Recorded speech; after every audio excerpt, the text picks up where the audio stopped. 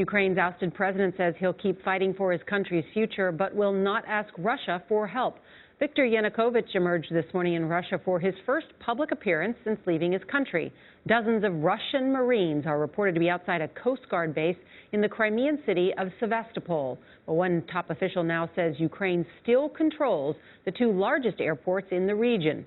Margaret Brennan is at the State Department, where officials are issuing a warning, especially to Russia, to not create a conflict. Margaret, good morning.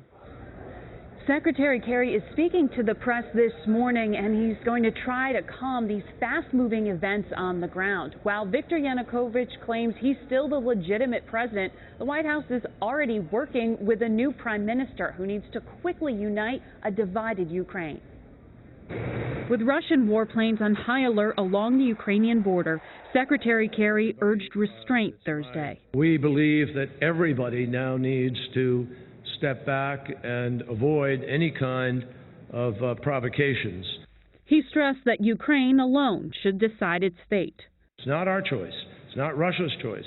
It's the choice of the people of Ukraine. But like Russia, the U.S. is involved behind the scenes, pushing the transitional government to include all political parties in the hope of averting a civil war. And it plans to offer Ukraine a $1 billion loan to prop up its failing economy.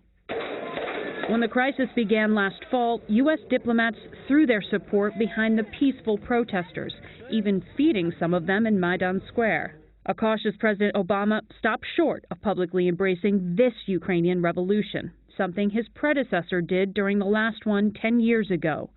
Then President Bush hailed the so-called Orange Revolution as a budding democracy when it swept yet another Russian-backed government from power. It was short-lived and replaced by the pro-Russian Viktor Yanukovych. Charles Kupchan advised President Clinton on Russia policy.